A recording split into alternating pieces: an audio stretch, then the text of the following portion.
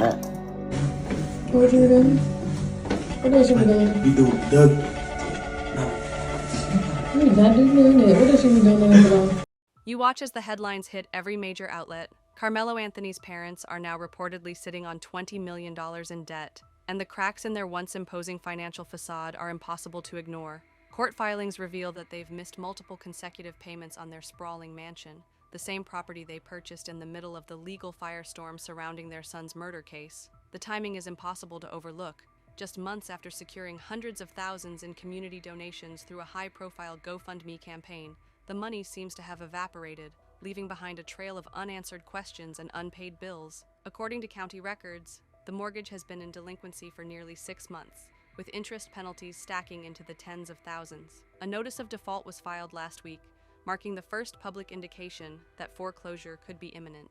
Sources close to the situation claim the family had been using donor funds to cover not just legal fees, but also ongoing property expenses that ballooned as the case grew more complex. What makes this revelation even more explosive is the public's memory of how the house was portrayed during the height of the GoFundMe campaign. Social media posts at the time framed it as a symbol of stability, a place for the family to rebuild while navigating the court battle. Now critics are accusing them of mismanagement at best, and outright deception at worst. The Metcalf family's attorney has already weighed in, calling the mounting debt further proof that the Anthony family's priorities have never been about justice. This is about image, comfort, and control, the statement read, not accountability. Meanwhile, supporters of the Anthonys are urging people to hold off judgment, arguing that financial collapse is a natural side effect of the crushing legal costs they've endured. But the question hanging over all of this is unavoidable. If millions in community-backed donations couldn't keep the mansion afloat, where did the money really go? And as the foreclosure clock ticks down, is this just the beginning of an even bigger unraveling? You can feel the unease building as more details emerge about the mansion's financial collapse. According to bank filings obtained through a public records request, the Anthony family wasn't just behind on one mortgage, they were juggling multiple loans against the same property. Investigators discovered that, in the months following Carmelo's arrest, they refinanced the mansion twice, pulling out millions in equity while still receiving a steady flow of GoFundMe donations. That equity, however, appears to have vanished almost as quickly as it was withdrawn. Real estate analysts reviewing the case say this is a classic sign of over-leveraging, a gamble where homeowners take on more debt than the property's true value can support, betting they'll be able to recover the funds later. But with the murder trial dragging on, their legal costs mounting, and no clear source of income, the Anthony family has been left with a property they can't afford and debts they can't hide. Adding to the tension, several of the Anthony family's creditors have now filed motions to freeze any remaining assets, citing concerns that funds are being moved into private accounts. One lender even alleges that a recent $250,000 withdrawal from the mansion's equity line was wired to an account under an LLC connected to a known Anthony family associate. No one is saying exactly what the money was for, but the timing, just weeks before the foreclosure notice, is raising eyebrows. Meanwhile, the Metcalf family has seized on this moment, arguing that the financial implosion is evidence of a broader pattern, one where the Anthonys have prioritized personal preservation over truth and accountability. Outside the courthouse, protesters are holding signs that read, "Where's the money?" while news outlets replay footage of the sprawling home juxtaposed with the cold reality of the debt. And now, people are starting to ask the question that could define the rest of this case. Is the mansion about to become the key to uncovering where all those donations really went? The foreclosure rumors turn into confirmed headlines when court filings reveal the Anthony mansion has officially been placed on the auction block. The documents detail how the family defaulted on payments for more than 6 consecutive months, triggering an accelerated foreclosure process. What's striking is the timeline. Records show the first missed payment happened less than 30 days after Carmelo's arrest, suggesting the financial strain began almost immediately after the murder charges were filed.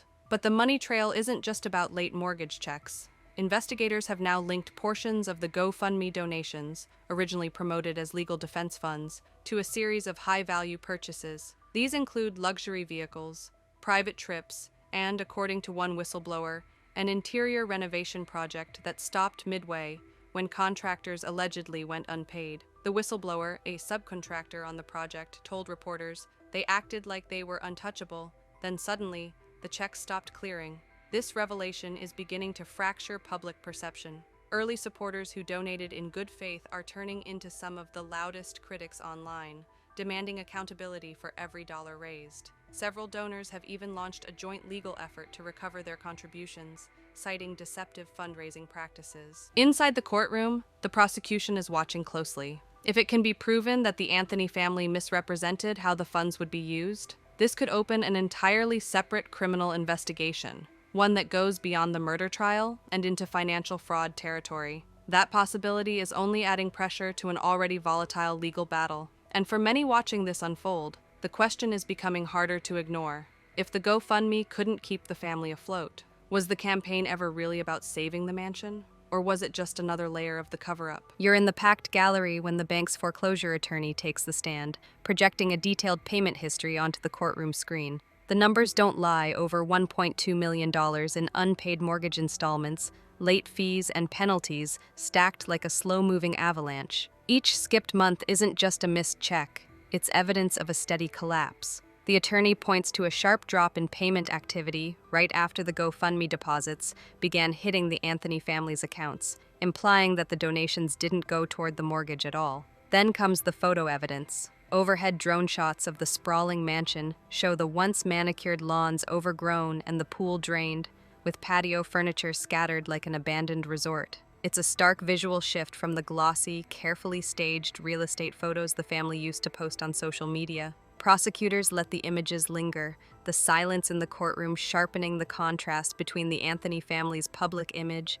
and their private reality. In a surprising twist, the foreclosure attorney produces a certified letter dated 2 months before the first missed payment, informing the family that they were already behind on property taxes. This raises a new point. Their financial problems didn't start with Karmelo's arrest. They were brewing long before, hidden under the sheen of wealth and status. The defense tries to shift the narrative, suggesting that mounting legal fees drained the family's resources faster than anticipated. But whispers ripple through the courtroom as reporters tap furiously at their keyboards. People are starting to piece together a troubling pattern: lavish spending, unpaid debts, and a growing list of financial obligations the Anthonys seemed either unwilling or unable to meet. And as the foreclosure date looms, the unspoken question hangs in the air. Was the mansion ever a home, or was it just a stage, one they couldn't afford to keep lit once the spotlight turned against them? You watch as the prosecution's financial expert takes the stand, opening a thick binder filled with account statements and wire receipts. Each page tells the same story: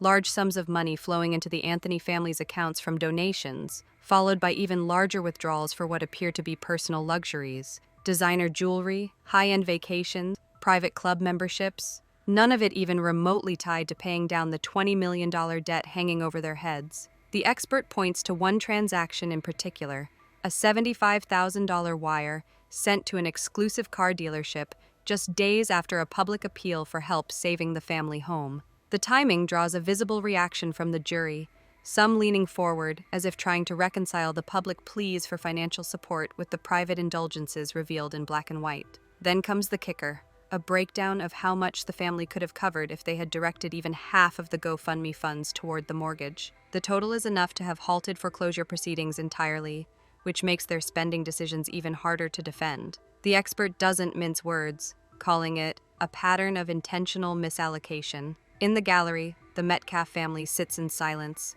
their attorney scribbling notes. For them, this isn't just about unpaid bills, it's about what those unpaid bills represent. A family who, in their view, misled the public while ignoring the responsibilities staring them in the face. Reporters begin drafting headlines before the testimony is even over, knowing that the contrast between public appeals for help and private luxury splurges will ignite public outrage. And as the day's evidence piles up, it's clear the Anthony family's debt isn't just financial. It's a debt of trust, one they may never be able to repay. You sit in the packed courtroom as the next witness, a foreclosure attorney, takes the stand. She's calm, deliberate, and armed with months of correspondence between the Anthony family and the bank. Her testimony cuts through any lingering doubt. These weren't late payments caused by sudden hardship.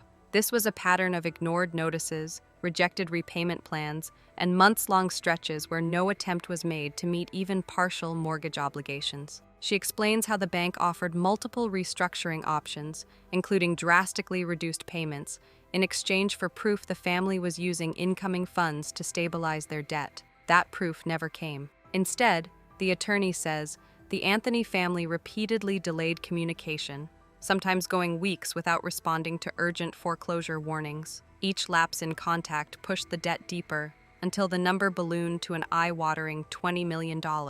The attorney's voice tightens when she describes the final straw, a certified letter from the bank's legal department that was signed for by Karmelo's father just one day before the family hosted a lavish backyard party, complete with a rented stage and catering. Photos from that event, pulled from social media, are now part of the court record, showing guests posing in front of the very mansion the family claimed they were on the verge of losing. As those images are projected for the jury, murmurs ripple through the gallery. It's not just the cost of the event, it's the timing, the audacity of celebrating while foreclosure loomed. The Metcalf family watches closely, their expressions hardening, perhaps seeing this as further proof of a family more concerned with appearances than accountability. And now, with foreclosure inevitable, the looming question is no longer whether the Anthony family will lose their home. It's what will happen when the debts are called in and the safety net they built through public sympathy finally disappears. The final blow comes when the prosecution introduces a stack of internal bank emails, leaked through discovery, showing just how much the Anthony family's financial spiral had been discussed behind closed doors. One message, sent from a senior risk officer to the foreclosure team,